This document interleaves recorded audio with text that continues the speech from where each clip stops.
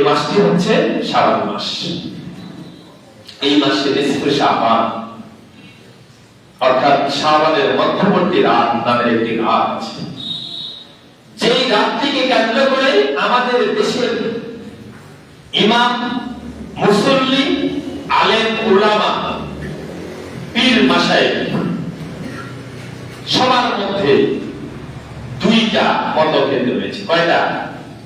দুইটি মতভেদ রয়েছে। একটি হলো এই দিনটি লাইলাতুল বরাত, ভাগ্য রজনী, এই দিনে বান্দার ভাগ্য রচনা করা হয়। এই দিনে মিলাদ মাহফিল, ইবাদত বন্দেগী আর খিচুড়ি রান্না করে খাওয়া জরুরি। ঠিক না ভাই? এটা হলো এক শ্রেণীর ইমাম, মুসল্লি, আলেম, উলামা, পীর, মাশায়েখ এর ধারণা। আর এক শ্রেণীর ধারণা এই দিনে হালুয়া রুটি খাওয়া বা খিচুড়ি রান্না করে খাওয়া, মসজিদে মসজিদে মিলাদ মাহফিল ইত্যাদি হওয়া নাজায়েজ। ঠিক না ভাই? এখন আসে, আমরা কঠিন অবস্থায়ও যাব না, আবার দুর্বল অবস্থায়ও যাব না, আমরা মধ্যম পন্থায় থাকবো। কি পন্থা? মধ্যম পন্থা। আল্লাহ নবী সাল্লাল্লাহু আলাইহি সাল্লাম বলেছেন, মধ্যম পন্থা হলো উত্তম পন্থা। বলেছেন, আর এই মধ্যম পন্থা সব জায়গায় থাকা যাবে না, কিছু কিছু জায়গায় আবার পড়া হতে হবে। কণ্ঠ সবসময় নিচু থাকবে না, কণ্ঠ কখনো কখনো উঁচু হবে, আবার কণ্ঠ সব সময় উঁচু হবে না, কখনো কখনো নিচু হবে। আল্লাহ নবী সাল্লাল্লাহু আলাইহি সাল্লাম ভদ্র, জেন্টেল এবং সর্বোচ্চ মহানুভবতার একজন মানুষ ছিলেন, কিন্তু কোরআন আচরণও তার মধ্যে প্রকাশ পেয়েছে। সেটা হলো জায়গা মতো, ডুয়ার দাই।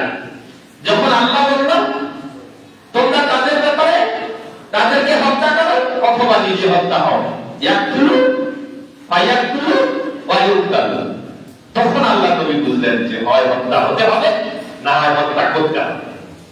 সময় এসেছে, যখন যেরকম আদেশ এসেছে আল্লাহ নবী ঠিক তখন সেরকম তার পরিস্থিতি বুঝে তিনি তার আচরণ করেছেন। এই জন্যই তিনি রাহমাতাল লিল আলামিন। তবে তিনি সকল সৃষ্টির জন্য রহমত, শুধু মানুষ জগতের জন্য নয়।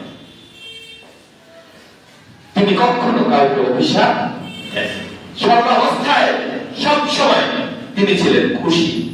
আল্লাহর সমস্ত হুকুমের উপর তিনি খুশি ছিলেন। সুবহানাল্লাহ। যখন তিনি তায়েফের ময়দানে রক্তাক্ত হয়েছিলেন কিংবা বেহুশ হয়েছিলেন, তার শরীর মোবারক থেকে রক্ত ঝরেছিল, তখনও তিনি আল্লাহর উপর খুশি ছিলেন। যখন তাকে মুলুকিয়াত দেওয়া হলো, মদিনার প্রেসিডেন্ট করা হলো, যখন আল্লাহ তাকে মক্কা এবং মদিনার প্রেসিডেন্ট করলেন, তখনও তিনি খুশি ছিলেন। যখন আল্লাহ তার উপরে রাতের তাহাজ্জুদ নামাজ ফরজ করে দিলেন এবং প্রতি রাতে তাহাজ্জুদ আদায় করতে গিয়ে যখন তার পা মোবারক ফুলে গিয়েছিল, মোটা হয়ে গিয়েছিল, তখনও তিনি আল্লাহর উপরে খুশি ছিলেন। একটা মানুষের ভালো থাকার সবচেয়ে বড় উপায় হচ্ছে আপনি সর্বাবস্থায় আল্লাহর উপর খুশি থাকবেন। বলেন আল্লাহুম্মা আমিন। আমি বিপদে আছি, তাও আল্লাহর উপর খুশি। আমি অসুস্থতায় আছি, তাও আল্লাহর উপরে খুশি আছি। আমার অনেক সুখবর আছে, তাও আল্লাহর উপরে খুশি। আমার অনেক দুঃখ খবর আছে, তাও আল্লাহর উপরে খুশি আছি। আমার সন্তানটা অসুস্থ, তাও আমি আল্লাহর উপরে খুশি। আমার মা অসুস্থ, তারপরেও আমি আল্লাহর উপরে খুশি আছি। সর্বাবস্থায় আল্লাহর উপরে খুশি থাকাই হলো ঈমানদারের একটি লক্ষ্য, ঈমানদারের একটি চিন্তা। বলেন সুবহানাল্লাহ। সেই শাবানের নিসফে শাবান হাদিসে আসছে, এই শাবান মাসের সম্পর্কে হাদিসে যে আলোচনাগুলো পাওয়া যায় তার সারমর্ম হলো নিসফে শাবান। এই শাবানের মধ্যে একটি মধ্যবর্তী রাত আছে, যে রাতে আল্লাহ তাআলা তার রহমতের দরজাগুলোকে খুলে দেন। বলেন সুবহানাল্লাহ। খুলে দেন রহমতের দরজা। তার মানে এই রাতে তার বান্দাদের সকল বান্দাদের সব গুনাহ মাফ করে দেন। সকল বান্দার সব গুনাহ মাফ করে দেন। খুশি হয়েছেন? খুশি না হওয়ার একটা সংবাদ আছে। এই কথার পরক্ষণে ওই হাদিসে আল্লাহ বলছেন দুই শ্রেণীর মানুষ ছাড়া। কয় শ্রেণী? দুই শ্রেণীর মানুষ ছাড়া আল্লাহ সকল মানব জাতিকে মাফ করে দেন, কিন্তু দুই শ্রেণীর মানুষ ছাড়া। কয় শ্রেণী? সেটাকে মাইয়ুশরিক বিল্লাহ, যিনি আল্লাহর সঙ্গে শরীক করে। আউযুবিল্লাহ। আল্লাহর সাথে শরীক করে। আল্লাহ যা দিতে পারেন, আল্লাহ যা করতে পারেন, আল্লাহ ছাড়া কেউ যা পারে না, তা কারো কাছে আবেদন করা, তা কারো কাছে আবেদন করা। জিন্দাবির মেলায় যারা সিদ্ধি দেয়, পীরের মাজারে যারা টাকা দেয়, তাদেরকে যদি বলা হয় যে এই পীরের মাজারে যে টাকা দিলেন 10 টাকা লাল শালু পতাকা উড়াছে, ওইখানে ফের একটা বাক্স, এই টাকাটা আপনার কি কাজে আসবে? টাকাটা তো আমি আল্লাহর ওয়াস্তে দিছি, ওই পীর সাহেবের ওখানে দিছি।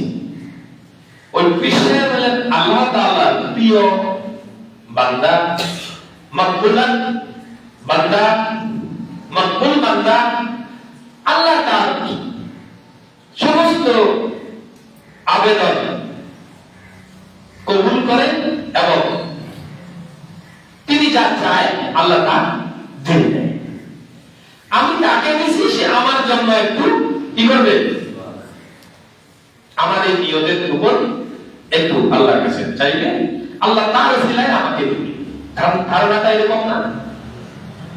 ধারণাটা কিন্তু এরকম। আল্লাহর উপর বিশ্বাস কিন্তু তার আছে, কিন্তু ওই পীর সাহেব বা ওই মাজারের যিনি আছেন তিনি আল্লাহর প্রিয় বান্দা, সে আমার জন্য একটু ওকালতি করবে, আর তার ওসিলায় যেহেতু আল্লাহ তাকে ব্যাক করতে পারবে না, তার কথা অনুযায়ী আমার এই কাজটা হবে। দিনাজপুর যাইতে জেহেল গাছে একটা মাজার আছে, ওখানে আছে লেখা, যাহা কিছু দান করিলেন আল্লাহর ওয়াস্তে দান করিলেন। আমার জীবনে আমি কোনো মাজারে টাকা পয়সা দেওয়াটা ছোটবেলা থেকেই পছন্দ করতাম না। মানে কোরআন হাদিস পড়ি নাই, জানি না। ছোটবেলায় কি কোরআন হাদিস বুঝছি নাকি? তখন তো জানি না, কিন্তু সাধারণ জ্ঞানেই মনে হতো এইটা ওটাই হাঁটা, এটা একটা বোকা, এটা তখন থেকে মনে হতো। কিন্তু পরবর্তীতে কোরআন হাদিসের দৃষ্টি যখন পেলাম, তখন দেখি এটা হারাম এবং নাজায়েজ। শুধু এমন নাজায়েজ না, এই কামটা যদি আপনার জীবনে ঘটে থাকে, আজকেই তওবা করে ইস্তেগফার করে ওই কামটাকে ঘৃণা করে চিরতরে ফিরে আসেন। বলেন আল্লাহু আকবার। ফিরে আসেন। তাহলে এই বিশ্বাস যদি আপনার থাকে, তাহলে এই নিসফে শাবান লাইলাতুল কদরাতে আল্লাহ আপনাকে মাফ করবে। করবে?